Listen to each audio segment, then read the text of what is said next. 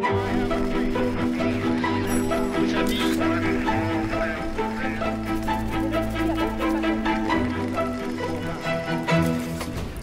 à toutes et tous, merci d'être avec nous pour cette nouvelle Grande H. Le sabotage, c'est un moyen d'action politique dont on parle de plus en plus ces derniers temps. Ça a commencé en 2008 avec les accusations du gouvernement Sarkozy contre le fameux groupe de Tarnac qui était censé avoir saboté des lignes de TGV. La procédure a échoué, il n'y avait en réalité aucune preuve, mais ça avait permis au gouvernement d'agiter une menace de l'extrême gauche terroriste. Plus récemment, on a tous en tête cette décision du Conseil des ministres de juin 2023 à l'initiative de Gérald Darmanin de dissoudre les soulèvements de la Terre, le mouvement écologiste. Et parmi les accusations qui étaient avancées contre cette organisation, et bien sûr, il y avait celle de procéder à des sabotages ou d'en programmer. Et puis, dernier exemple, récemment aussi, pendant le mouvement de défense des retraites, en 2023, la CGT a procédé à des coupures d'électricité. Renouant en cela, on s'en rend compte en lisant le livre de notre invité d'aujourd'hui, avec une vieille tradition, avec un vieux moyen d'action. Bonjour Dominique Pinsol. Bonjour. Merci d'être avec nous. Vous rappelez dans votre livre récent qui s'intitule « Quand les travailleurs sabotaient », je vous cite, que eh bien, le sabotage est une pratique aussi vieille que le travail lui-même.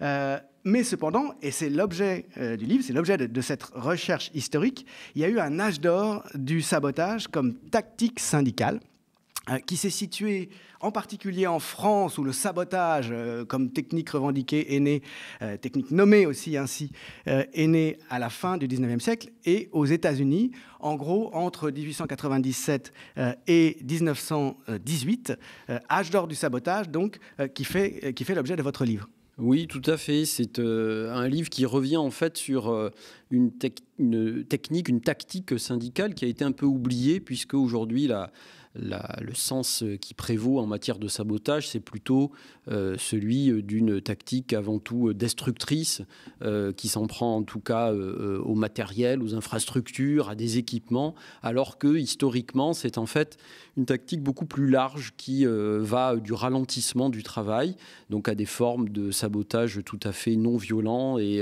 absolument pas destructrices, à des formes effectivement de dégradation temporaire, soit d'équipements, de machines ou même de production elle-même. Donc c'est une manière pour moi de rappeler ce qu'a été véritablement le sabotage à une époque où pendant une vingtaine d'années à peu près, des organisations syndicales ont vraiment cru qu'il était possible d'en faire une tactique aussi légitime que la grève. En vous lisant, on voit plein d'enseignements à tirer sur l'intérêt, mais aussi les risques et les limites de ce moyen d'action. Et c'est un livre qui, au fond, fait l'aller-retour quand on a le présent en tête entre les enjeux d'aujourd'hui et l'histoire du mouvement ouvrier, et cet âge d'or en particulier, la fin du 19e siècle. Mais si on commence par le commencement, vous dites dans le livre, au départ, bon, c'est un moyen d'action très ancien. Vous remontez en particulier aux Ludites des années 1810. Oui, alors le ludisme, c'était effectivement un mouvement de bris de machines qui vient d'un mythique général Ludd, qui était une figure imaginaire, mythique, que s'étaient donné des révoltés britanniques donc au début du 19e siècle, dans les années 1810, et qui avait comme mode d'action la destruction notamment des premières machines, en fait, qui commençait à s'imposer dans le monde du travail.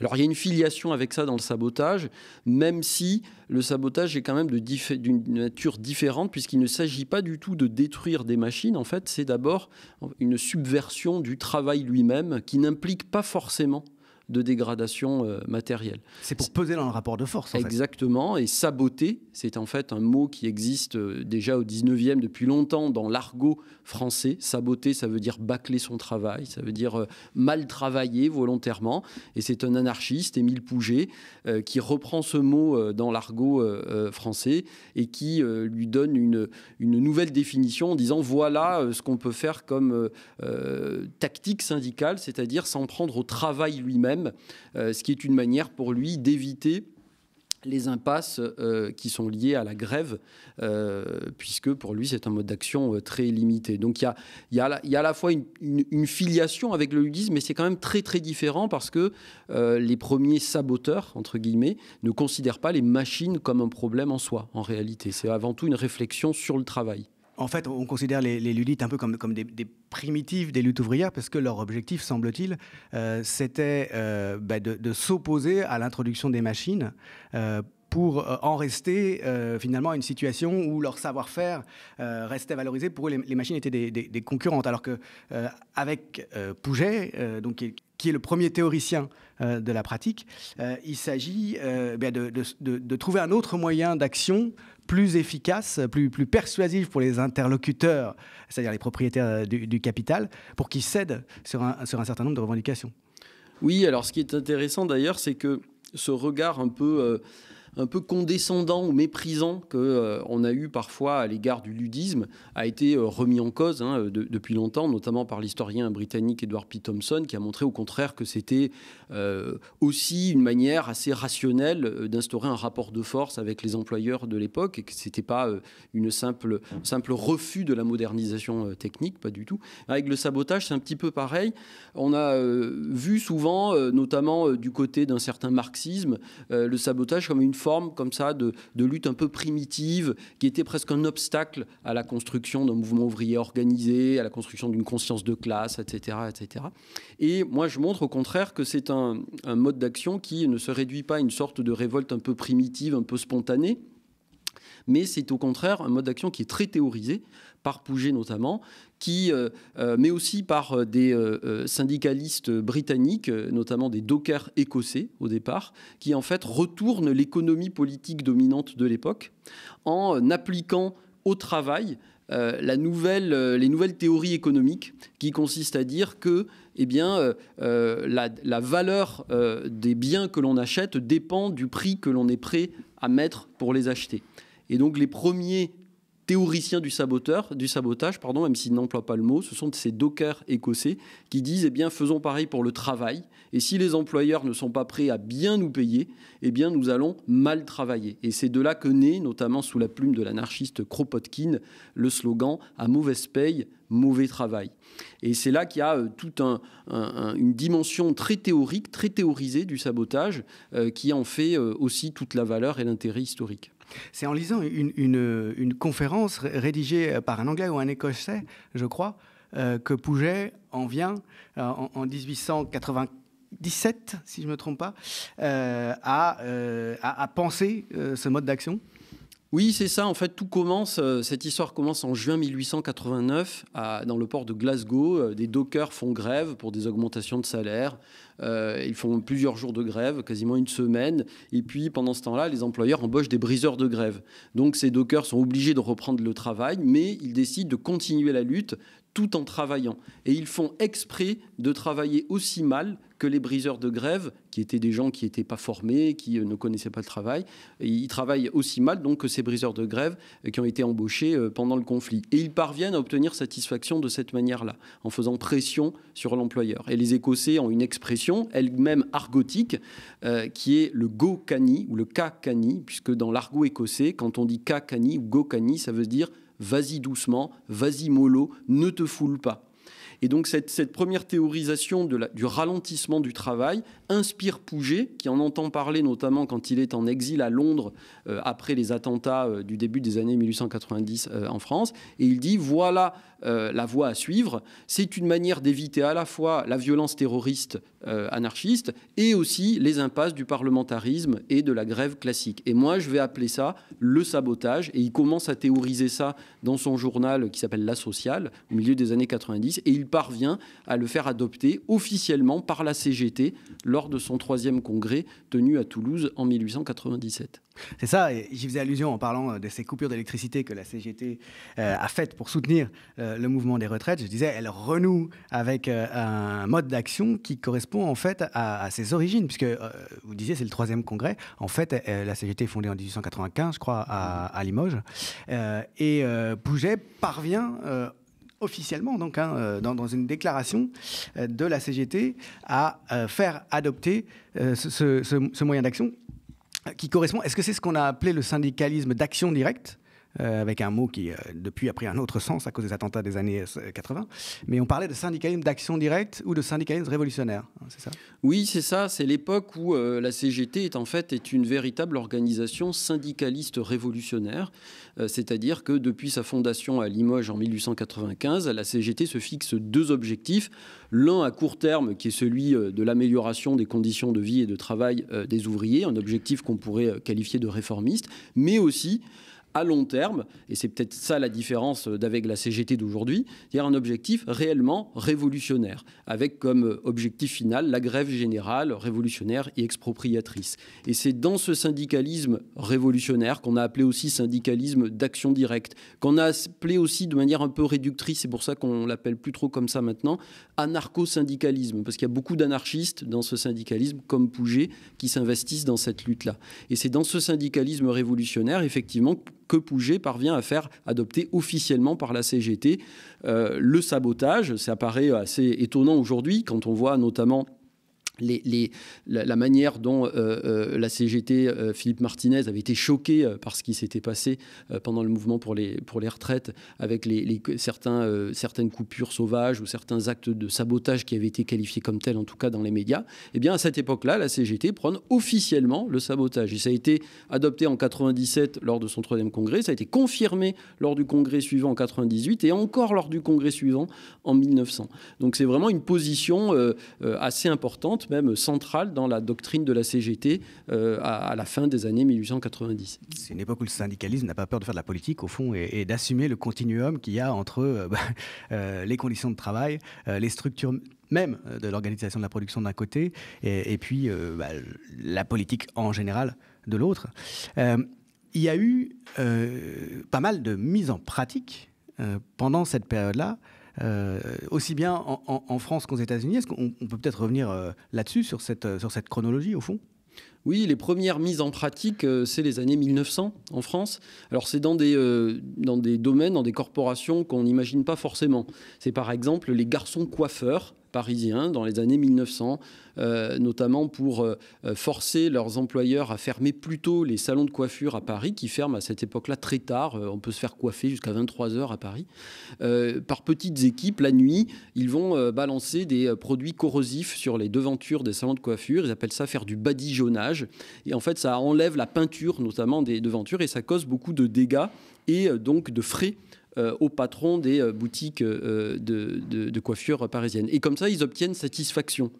Donc ça fait grand bruit à cette époque-là. Certains boulangers aussi commencent à se demander, au milieu des années 1900, si, quand il y a une grève, pour éviter que des non-grévistes, ceux qu'on appelle à l'époque les renards, brisent le mouvement, s'il fallait pas mettre les machines en grève. Et donc là, on commence à se dire, tiens, dans le sabotage, il y a peut-être une manière d'assurer le succès de la grève. Et un boulanger de la CGT, Amédée Bousquet, en 1905, écrit un article qui fait scandale dans l'organe de la CGT, qui s'appelle « Il faut saboter ».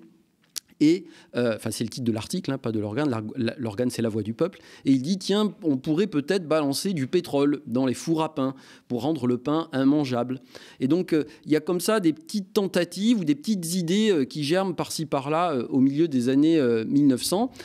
Et puis, les électriciens aussi s'en emparent. Voilà, Émile Patot, qui est la figure du syndicat des électriciens CGT, ordonne des coupures de courant en 1907, notamment, qui plongent la moitié de Paris dans le noir. C'est très efficace. Hein. Et il parvient à obtenir satisfaction, tellement bien qu'il recommence en 1909 à l'Opéra lors d'une représentation de Faust en présence du jeune roi du Portugal, Manuel II. Les électriciens de l'Opéra de Paris ne sont pas parvenus à obtenir leurs augmentations de salaire et ils font appel à Patot qui, pendant l'entracte, leur dit « coupez le courant ». Et ils font ça pendant l'entracte de la représentation de Faust. Et en quelques minutes, les électriciens de l'Opéra de Paris obtiennent satisfaction, ce qui permet à Patot ensuite de fanfaronner un peu partout et d'aller narguer jusqu'à Jaurès en disant « Regarde Jaurès, nous avons une méthode beaucoup plus efficace que votre parlementarisme bourgeois ». Et c'est quelque chose que Jaurès désapprouve ? Est-ce qu'il a pris des positions là-dessus ? Oui, alors Jaurès a beaucoup... alors il écrit un peu sur tout, Jaurès, mais il a écrit aussi beaucoup sur le sabotage, en réalité. Il en a même beaucoup parlé à l'Assemblée. Pour lui, le sabotage est une impasse, puisque il dit, je cite, le sabotage répugne à la valeur technique de l'ouvrier, c'est-à-dire pour lui, l'ouvrier est trop attaché au travail bien fait pour pouvoir s'investir dans le sabotage. Donc pour lui, le sabotage est une impasse. Mais en même temps, il écrit et il passe son temps à dire que la droite et la presse bourgeoise exagèrent cette menace du sabotage et déforment ce qu'est le sabotage ouvrier pour justifier une répression antisyndicale. Donc il est toujours dans cette dialectique, Jaurès, c'est-à-dire d'un côté il rejette la tactique en tant que telle, mais il ferraille beaucoup avec la presse bourgeoise et la droite pour leur dire d'arrêter en fait de raconter n'importe quoi sur le sabotage. Donc il y a beaucoup de textes effectivement de Jaurès sur cette question-là. Et là-dessus, au fond, de son point de vue à lui, la distance qu'il prend en refusant d'endosser, de cautionner ce type de moyens. Est-ce que c'est pas lié au fond à une conception malgré tout relativement unitaire de la société qu'il a encore au fond, un refus d'un clivage trop accentué, Il y a de ça, mais il n'y a pas que ça. Il y a aussi le fait que pour lui, il y a une contradiction majeure dans la tactique même du sabotage, qui est que c'est, je le paraphrase, je ne le cite pas exactement, mais c'est le moyen en fait de lutte qui nécessiterait le plus grand contrôle, la plus grande maîtrise de la part de la classe ouvrière pour ne pas que ça devienne n'importe quoi et pour ne pas surtout que ça mette en danger des vies humaines. C'est ça, c'est une des problématiques qu'on va retrouver souvent. Or, c'est la méthode qui, par essence, est la moins maîtrisable et la plus insaisissable. Pourquoi ? Parce qu'elle fait appel à l'initiative individuelle, à un mode d'action qui est par nature aussi clandestin. C'est comme ça que Pouget l'a théorisé. Et pour Pouget, ça fait sa force, parce que ça laisse une grande place à ce que Pouget appelle la jugeote individuelle. Et donc ça attire tout un tas de militants qui sont en mal d'action et qui veulent passer à l'acte sans attendre une grève qui a toutes les chances d'échouer. Mais pour Jaurès, cette caractéristique-là fait la faiblesse du sabotage, parce que, puisque c'est une méthode qui ne peut pas être maîtrisée, eh bien, elle est susceptible de conduire à des catastrophes. Et puis c'est une méthode illégale, comme vous le disiez au passage. C'est quand même une transgression de la loi. Vous dites que le saboteur, c'est une figure de l'entre-deux. C'est-à-dire que c'est pas un terroriste qui répand le sang, mais c'est pas non plus un simple militant qui s'en tient aux moyens légaux en espérant qu'ils seront suffisamment persuasifs, puisque il contrevient à la loi. Oui, tout à fait. C'est en fait un mode d'action qui s'engouffre dans la brèche qui existe entre ce qui est admis dans la loi, c'est-à-dire des formes de grève très encadrées, très précises, et puis des formes de lutte plus clandestines, voire plus violentes, dont on ne cerne pas forcément bien les contours. Mais par exemple, traîner la patte, ralentir le travail, appliquer excessivement des consignes, ce qu'on a appelé plus tard la grève du zèle, par exemple, ou commettre des erreurs volontaires, mais qu'il est impossible de prouver, ce qu'on a appelé dès les années d'ailleurs 1909-1910, pendant la grève des cheminots particulièrement, la grève perlée. Ça, c'est des formes qui peuvent échapper en fait à la répression.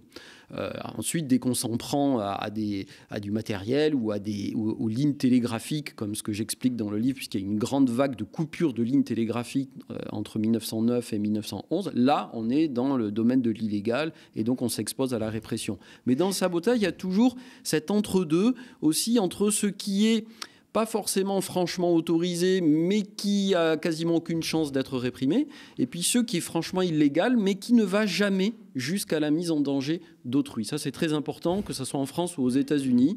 Sur la période que j'ai étudiée, donc une vingtaine d'années, il n'y a pas un seul mort lié à un acte de sabotage commis par un militant syndicaliste. Comment est-ce que c'est passé aux États-Unis, puisque votre livre raconte en fait l'histoire de cette transmission?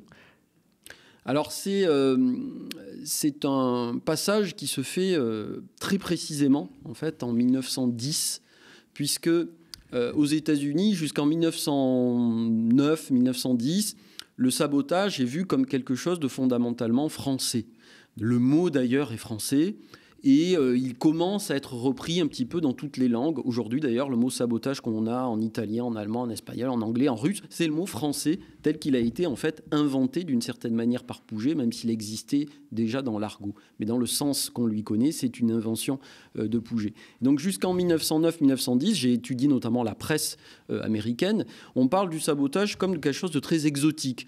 C'est un truc de français, quoi. Et ça a peu de chance aux yeux des journaux américains de traverser l'Atlantique et d'arriver aux États-Unis. Mais ça change en 1910, puisqu'en octobre 1910, il y a une grande grève des cheminots en France qui perturbe très fortement le trafic ferroviaire et qui est suivie par une vague de sabotage de lignes télégraphiques sans précédent. Des milliers de lignes télégraphiques sont coupées pendant des mois, notamment pour forcer les compagnies ferroviaires à réintégrer tous les cheminots qui ont été licenciés.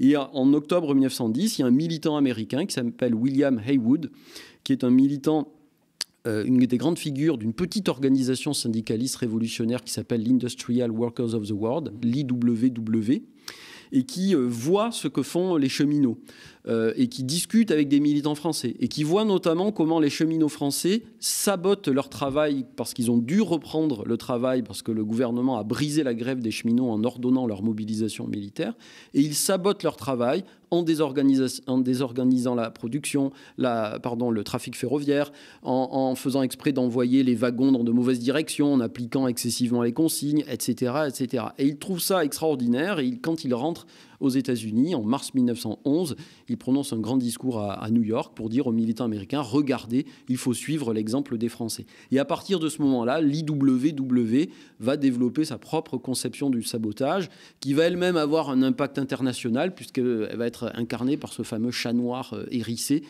qui a ensuite fait le tour du monde et est devenu même un symbole de l'anarchisme aujourd'hui. Mais il vient en réalité du syndicalisme révolutionnaire, et plus précisément encore du sabotage. Alors, sous l'influence de l'IWW, il y a plusieurs secteurs de la production, en particulier aux États-Unis, qui vont expérimenter, et souvent avec succès, cette technique. Oui, l'IWW, en fait, d'abord, essaie de prôner le sabotage dans l'Amérique industrielle, c'est-à-dire le nord-est des États-Unis.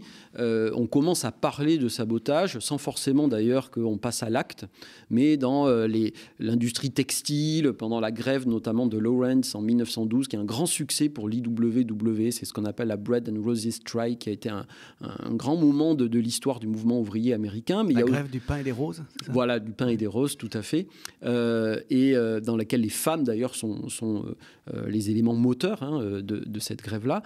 Puis il y a une autre grève à Paterson, aussi pas loin de New York, en 1913, conflit très très dur qui dure plusieurs semaines et qui est là un échec pour l'IWW. Et là, on voit que en fait, le sabotage est quasiment impossible à mettre en œuvre dans les espaces usiniers, notamment du fait de la surveillance qu'il y a dans ces espaces-là. Et là où le sabotage s'épanouit en fait aux États-Unis, c'est dans l'Ouest. Et dans l'Ouest agricole, dans les grandes plaines, dans les forêts du Nord-Ouest, dans les vergers de Californie. Là, on a toute une culture particulière du sabotage qui se développe avec des chansons, des poèmes, des dessins, des autocollants qu'on appelle à cette époque les agitateurs silencieux. Et il y en a des centaines de milliers comme ça d'autocollants, de stickers qui sont diffusés dans tout le territoire. Et puis je raconte dans le livre notamment qu'il y a un grand succès de cette tactique-là du sabotage, qui est un peu l'équivalent de ce qu'ont réussi à faire les cheminots français après leur grève de 1910, puisque les cheminots français, en sabotant leur travail, sont parvenus en 1911 à obtenir ce qu'ils n'avaient pas obtenu par la grève. Eh bien, les bûcherons du Nord-Ouest américain font la même chose en 1917-1918, en pleine guerre. Ils sont 20 000 à faire grève dans les États du Nord-Ouest américain. Ils font une grève notamment pour la journée de 8 heures. La grève ne réussit pas. Et en sabotant la production, en faisant exprès de mal travailler, en mettant des clous dans les troncs d'arbres, comme font d'ailleurs aujourd'hui certains militants sur le chantier de l'A69 pour d'autres raisons. Mais eux, ils le font pour briser les scies, notamment. Mais ils font exprès aussi de couper les troncs plus courts ou plus longs que ce qu'il y a dans les commandes pour rendre le bois invendable. Ils mettent un peu de poudre d'aimerie dans les machines, dans les scieries, pour dégrader temporairement les machines. Et ce sabotage-là dure pendant des semaines et pousse le gouvernement fédéral américain à faire pression sur les compagnies forestières qui finissent par accorder les augmentations de salaire que les bûcherons demandaient et surtout la journée de 8 heures en 1918. Il n'y a pas eu, dans la suite immédiate en tout cas de l'histoire du mouvement ouvrier des luttes sociales, de véritable pérennité à cette technique d'action. Pourquoi est-ce que finalement ce n'est pas resté un moyen d'action, le sabotage couramment utilisé? Et pourquoi est-ce qu'aujourd'hui, alors que ça semble revenir, ça a l'air presque nouveau? Alors le sabotage paraît très efficace au milieu des années 1900 en France, mais très rapidement, la CGT se rend compte des limites de ce moyen d'action.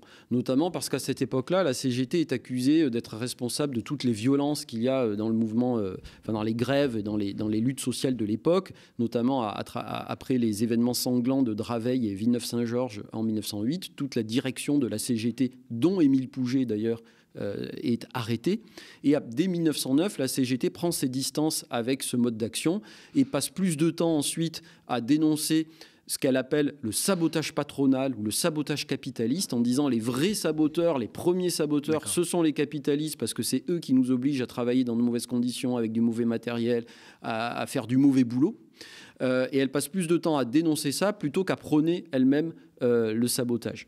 Ça, c'est le premier moment où il y a un abandon de cette tactique par le mouvement ouvrier organisé, on va dire. Et dès ce moment-là, en France, le sabotage se marginalise un petit peu.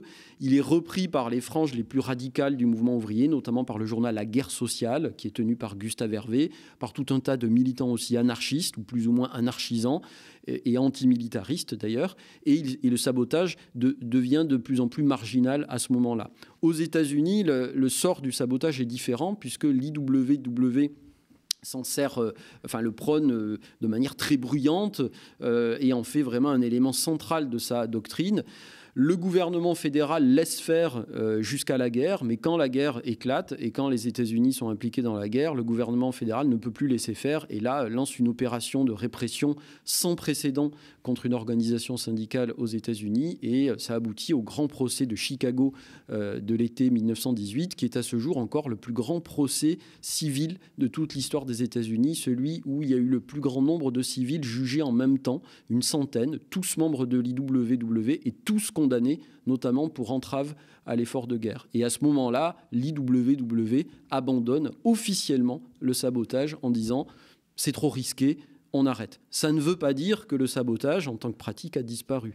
Aujourd'hui, par exemple, il existe tout un tas de tactiques qui existent, ou de méthodes, de pratiques, qui vont de la grève du zèle jusqu'à la grève perlée, en passant par la démission silencieuse, le quiet quitting, par exemple, qui aurait été assimilé à une forme de sabotage à l'époque, jusqu'à des pratiques de divulgation, type Wikileaks, qui on l'aurait appelé au début du XXe siècle, il y avait une belle expression pour ça, on appelait ça le sabotage de la bouche ouverte, qui consistait par exemple à des ouvriers de la boulangerie ou de la restauration à révéler aux clients ce qu'il y avait vraiment dans le pain qu'ils achetaient ou dans les plats qu'ils étaient en train de manger, par exemple.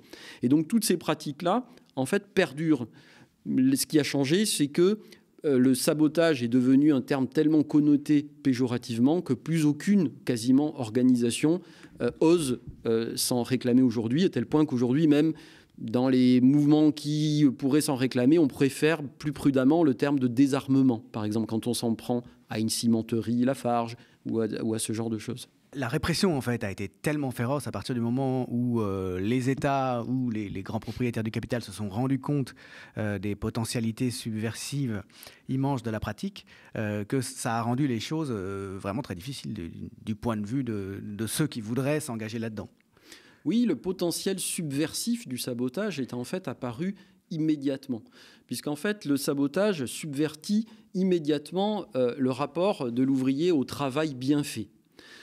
Plus précisément, le sabotage est en fait une remise en cause ou un écart par rapport à la norme patronale du travail bien fait. Or, qu'est-ce que c'est le travail bien fait selon la norme patronale ? Ce n'est pas forcément un travail bien fait, c'est un travail qui rapporte avant tout.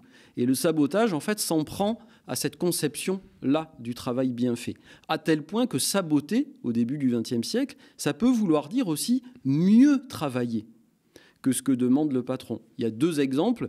Celui, par exemple, des maçons ou des ouvriers de la construction ou du bâtiment, qui en 1912 adoptent officiellement au sein de la CGT le sabotage. Ils appellent ça le sabotage intelligent, parce que pour eux, il n'est pas question de saboter, par exemple, des chantiers pour causer des catastrophes, des immeubles qui s'effondrent et causer des morts, pas du tout. C'est au contraire, et c'est même dans les archives de police qu'on le trouve, c'est au contraire une conception du sabotage qui consiste à mieux travailler, plus lentement, avec plus de précautions, donc à faire perdre de l'argent aux compagnies, et donc à faire pression de cette manière-là sur l'employeur. Mais ça, c'est vu comme une forme de sabotage. Les limonadiers, par exemple, c'est-à-dire les serveurs des cafés à Paris ou ailleurs, sont invités aussi à saboter le travail en servant double ration ou en expliquant aux clients ce qui se passe réellement dans les cuisines. Donc tout ça, c'est du travail qui est finalement mieux fait, mais qui s'attaque à la norme patronale du travail bien fait,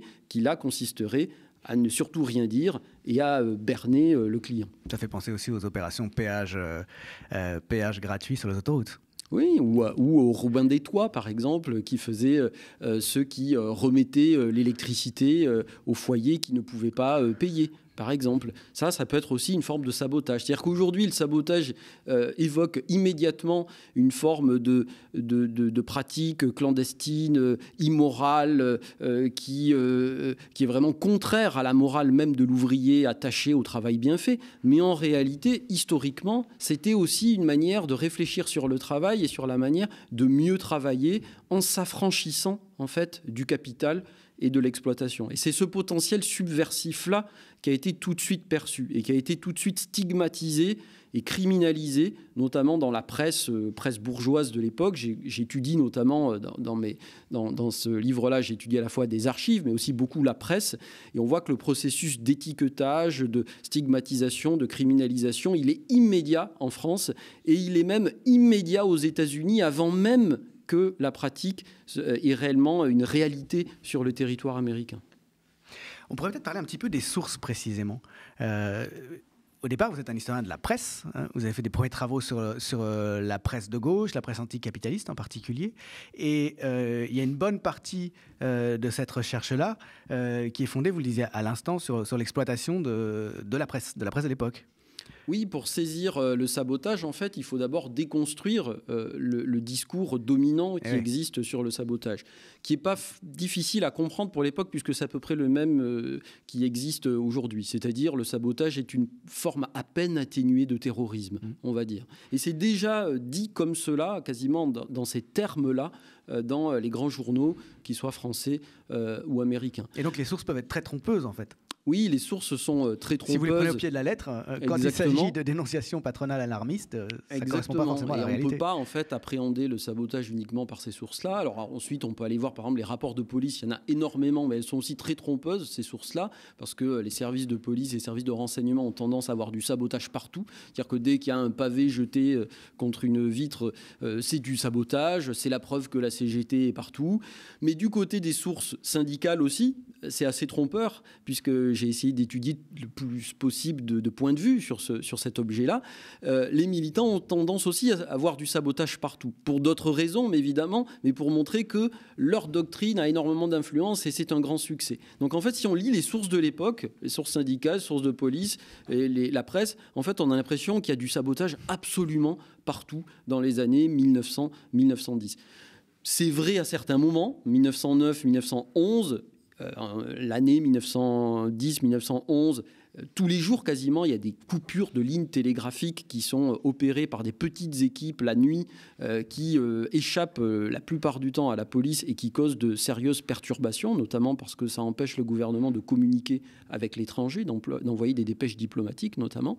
Donc il y a une période où vraiment le sabotage est central, mais la plupart du temps, en fait, on parle énormément du sabotage, mais dans les faits, il ne se passe pas grand-chose. Aux États-Unis, c'est un peu la même chose. Au départ, il ne se passe pas grand-chose. Et puis après, effectivement, dans les années 1917-1918, il y a un phénomène qui prend et qui est lié à des phénomènes aussi de grève massive aux États-Unis. Et c'est ça qui fait très peur au gouvernement fédéral, c'est-à-dire que cette petite organisation qui compte à peu près 150 000 membres maximum aux États-Unis, alors que la grande centrale réformiste de l'American Federation of Labor, l'AFL, qui existe encore aujourd'hui, compte 2 millions de membres. Cette petite organisation, c'est l'IWW, on le rappelle. Voilà, cette petite organisation de l'IWW, avec ses quelques dizaines de milliers de membres par-ci par-là, parvient à mobiliser des secteurs fondamentaux dans l'économie de guerre, les mines de cuivre, l'agriculture, les forêts, l'industrie du bois. Et en pratiquant ce sabotage articulé à ces grèves massives, ils parviennent à faire trembler le gouvernement fédéral qui est obligé de lancer une opération de répression absolument sans précédent. Donc les sources sont toujours intéressées, elles peuvent être très trompeuses, mais en fait, la prolifération, si je comprends bien quand même, du thème dans la documentation de l'époque, de tous les côtés, ça marque le fort degré de conflictualité de cette époque-là. Oui, tout à fait. Et le sabotage, en fait, devient un peu l'incarnation de la menace syndicaliste révolutionnaire. C'est ça qu'il faut comprendre, c'est qu'en fait, quand on dit sabotage, la plupart du temps, c'est en fait synonyme de syndicaliste révolutionnaire. Et si on traduit, si on remplace sabotage dans les sources par syndicalisme révolutionnaire, on comprend beaucoup plus rapidement. Il y a même des pièces de théâtre sur le sabotage. En 1910, il y a une pièce de théâtre, notamment, qui raconte qu'un ouvrier, un électricien est allé faire une coupure d'électricité, comme ça se faisait à l'époque, et puis il ne sait pas qu'à ce moment-là, son propre enfant a dû être envoyé en urgence chez un médecin, un chirurgien qui devait l'opérer. Et puis, à cause de cette coupure d'électricité, son enfant n'a pas pu être opéré et il est mort. Il a tué son propre enfant. Et il rentre chez lui en se rendant compte qu'il a tué son propre enfant. Je suis désolé, j'ai raconté la fin de la pièce, mais bon, c'est comme ça. C'est une légende édifiante. Voilà, exactement. Mais il y a d'autres, il y a même Paul Bourget, par exemple, qui fait aussi une pièce de théâtre qui s'appelle La Barricade, qui évoque le sabotage. Il y a des pièces de théâtre. Il y a même une pièce de théâtre de 1910 qui est même jouée aux États-Unis encore. J'ai trouvé ça dans les archives jusqu'en 1917, qui raconte des histoires horribles autour du sabotage. Je trouve que cette importance du thème à ce moment-là précisément, ça me fait penser à ce qu'a dit, je crois, Fernand Braudel, une considération historique, générale, hypothétique, en disant finalement, à la veille de la guerre de 14, le monde aurait pu basculer du côté du socialisme. Basculer, en tout cas, dans un autre rapport de force, penchant du côté du travail plutôt que du côté du capital, tant les forces étaient nombreuses, au fond, à agir dans ce sens-là. Et c'est la guerre, cette première guerre généralisée, puis ensuite, évidemment, la seconde, qui ont définitivement, semble-t-il, fait pencher le rapport de force entre capital et travail, et donc, en fait, l'organisation sociale dans son ensemble, de l'autre côté. Alors, on ne refait pas l'histoire avec des si, évidemment. Non, mais c'est quand même intéressant d'y penser. Il faut, en tout cas, avoir conscience, effectivement, de la puissance, en fait, du mouvement ouvrier à cette époque-là et de sa frange la plus radicale. La CGT, à cette époque-là, n'est pas une organisation extrêmement massive. C'est quelques centaines de milliers de militants en France avant la guerre. Mais c'est quand même la seule centrale syndicale qui existe en France et qui est un peu le phare de cette galaxie syndicaliste révolutionnaire qui est internationale et au sein de laquelle les théories syndicalistes révolutionnaires se diffusent, y compris la doctrine du sabotage que l'on retrouve dans toutes les organisations syndicalistes révolutionnaires dans le monde. Je n'ai pas pu toutes les étudier, évidemment. Je me suis concentré sur les deux qui ont eu une conception originale et une influence internationale. Mais c'est un mouvement très influencé aussi par l'anarchisme, d'ailleurs, dont il faut se rappeler de la puissance avant 1914. Ce n'est pas du tout un phénomène marginal avant 1914. Tu as la CNT ensuite en Espagne. La CNT en Espagne qui va devenir encore plus puissante dans l'entre-deux-guerres, mais la CNT en Espagne, à ce moment-là, adopte aussi la doctrine du sabotage. Donc, c'est vraiment un phénomène qui se diffuse à l'international. Et il faut vraiment se rappeler du degré de conflictualité extrême qu'il y a à cette époque-là. C'est-à-dire qu'aujourd'hui, à force de parler de violence sociale, dès qu'il y a un feu de poubelle ou la moindre barricade dans une manifestation, on oublie ce qu'était réellement la violence sociale d'avant 14, où il y avait régulièrement des morts, notamment sous le ministère Clémenceau. Mais aux États-Unis, cette violence sociale est encore à atteint des degrés encore plus extrêmes, puisque la répression patronale est souvent une répression armée. On monte des milices patronales. On monte comme au temps de la conquête de l'Ouest. Un shérif peut monter ce qu'on appelle un posse avec des citoyens de la ville qui s'arment et qui vont ensuite lyncher, faire partir par la force des militants de l'IWW. Et les cas de lynchage, de torture, de passage à tabac sont monnaie courante. Et c'est aussi pour ça que le sabotage prend aux États-Unis, parce que c'est une manière pour les militants de répliquer coup pour coup et de donner aux militants cette occasion de répliquer même physiquement, pas en s'en prenant à la personne des capitalistes, mais en s'en prenant à leur capital et à ceux qui les fait vivre, c'est-à-dire au travail exploité. Si on en revient à aujourd'hui, quelle leçon principale vous tireriez de cette étude donc sur l'âge d'or du sabotage ? Alors 2 choses. La première chose, c'est que le sabotage a été injustement diabolisé et criminalisé, et qu'il faut retrouver, je pense, toute la richesse, en fait, y compris théorique, de ce mode d'action, qui a généré en fait une infinité de pratiques qui existent encore aujourd'hui à l'état plus ou moins latent et à l'état plus ou moins marginal, mais qui, à mon avis, ont une efficacité qui devrait être revue, réévaluée, en s'affranchissant de la conception la plus négative du sabotage. Ça, c'est les premières choses. Mais c'est aussi, à mon avis, une occasion de s'interroger sur ce qui a marginalisé le sabotage dans le mouvement ouvrier. Et ce qui a marginalisé le mouvement le sabotage dans le mouvement ouvrier, c'est à la fois la répression étatique, ça c'est certain, la répression patronale et étatique, la stigmatisation, la criminalisation médiatique aussi, ça c'est vrai, mais c'est aussi une faiblesse intrinsèque du concept même de sabotage. Puisqu'en fait, le sabotage, on sait à peu près ce que c'est, on sait où il s'arrête, c'est-à-dire à la vie humaine, on ne s'en prend jamais à la vie humaine, mais par contre, c'est un concept tellement flou, au contour tellement peu limité, que il peut y avoir en fait tout et n'importe quoi. Et ça donne une arme aux adversaires, aux ennemis de la classe ouvrière. C'est ça, il faut penser au backlash toujours. Exactement, pour les criminaliser en disant, mais en fait, votre propagande en faveur du sabotage, c'est une propagande à peine voilée en faveur du terrorisme, de la violence, etc. Et tous les militants qui se font arrêter pour apologie du sabotage aux États-Unis, il y en a beaucoup plus aux États-Unis qu'en France d'ailleurs, mais aux États-Unis, il y en a quand même pas mal, ils s'en font tous avoir de cette manière-là.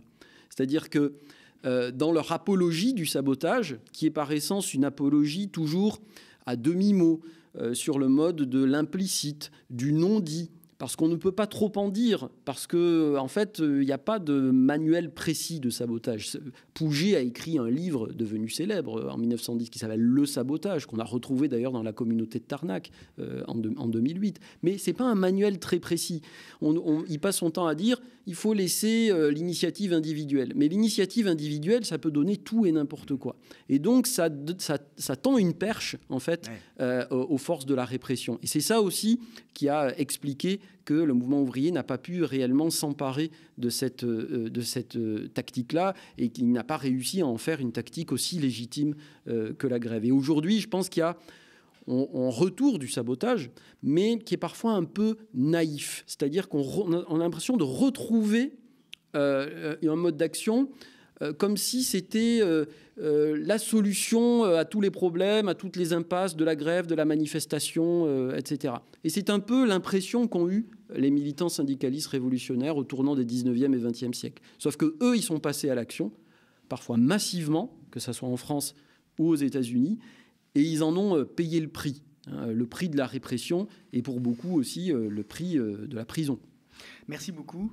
Merci Pinsol, d'être venu nous parler de ce livre qui est absolument passionnant, hein, un livre d'histoire très précis et en même temps qui est en écho permanent avec le présent, aux éditions Agone, très bien illustré d'ailleurs, hein, il y a de nombreuses, images, une trentaine d'images issues notamment de la presse de l'époque.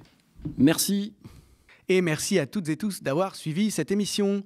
J'en profite pour vous dire que vous pouvez rejoindre sur Facebook la page de la Grande Hache qui s'appelle Histoire et idées, la Grande Hache Histoire et idées. Sachez aussi que le média s'agrandit et élargit sa diffusion en rejoignant le bouquet gratuit de l'application Molotov, célèbre plateforme française de streaming et télé connectée. N'oubliez pas que sans vous, le média et ce type d'émission n'existeraient tout simplement pas. Chaque don, chaque abonnement, chaque partage, chaque like est primordial. Alors n'hésitez pas, faites des dons. Abonnez-vous, c'est à partir de 5 € par mois sur soutenez.lemediatv.fr. Il y a seulement de cette manière que l'on pourra se développer et être pérenne. Restez connectés aux médias.